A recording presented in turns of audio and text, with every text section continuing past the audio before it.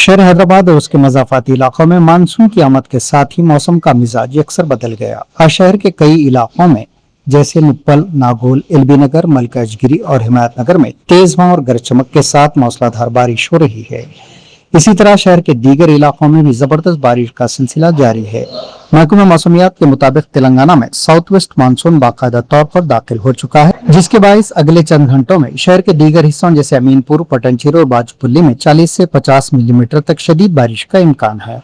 हिमायतनगर, मुशीराबाद, नामपल्ली, मलकपेट, अंबरपेट, सईदाबाद और सरनगर इलाकों में भी शदीद बारिश हो रही है।